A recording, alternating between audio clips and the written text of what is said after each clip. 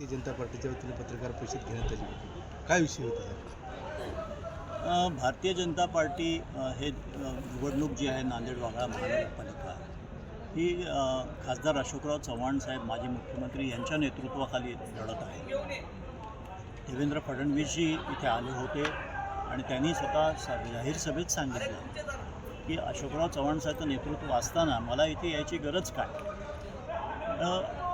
ह्या पार्श्वभूमीवर भाजपाने अशोकरावजी चव्हाणांच्या नेतृत्वाखाली एक जाहीरनामा 1 जानेवारीला नवीन वर्षाच्या पहिल्या दिवशी आम्ही जाहीर केला. भाजपातच नव्हे, महाराष्ट्रात सगळ्यात पहिला जाहीरनामा जो आहे तो नांदेड भाजपाने केला. आणि त्या जाहीरनाम्यानंतर आमच्या दुर्दैवाने आमच्याच युतीतल्या काही पक्षांनी त्याच्यावर अशा पद्धतीची टीका केली, वैयक्तिक पातळीवर जाऊन टीका केली. त्याचं खंडन करण्यासाठी आज आम्ही आणि जाहीरनामा लोकांपर्यंत पोहोचवण्यासाठी आज आम्ही पत्रकार परिषद घेतली. आमचं म्हणणं आहे की आमच्या जाहीरनाम्यामध्ये आम्ही कोणावरही एक लाईनी एक शब्दही टीका कधी केलेली नाही, आपण पाहू शकता.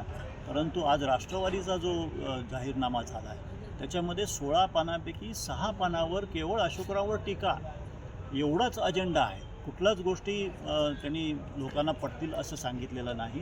काही फोटो टाकले आहेत, आम्ही पुराव्यानिशी दाखवलं की शांघायच्या ब्रिजचा फोटो त्यांनी इथल्या त्यांच्या जाहीरनाम्यामध्ये टाकला आहे. ही दिशाभूल आहे जनतेची आणि जनतेला हे कळतं आहे.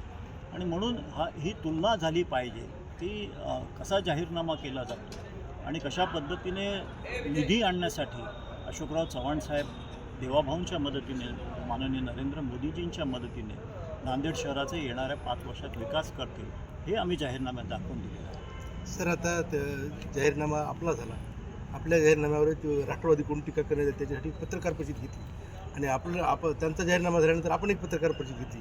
आता एकमेकाच्या हेच चाललंय, पण विकासात जनतेसाठी नेमकं काय महानगरपालिकेची आम्ही कधी कोणावर जाहीरनाम्यात टीका केलीच नाही. तुम्ही आमचा जाहीरनामा वाचून पहा.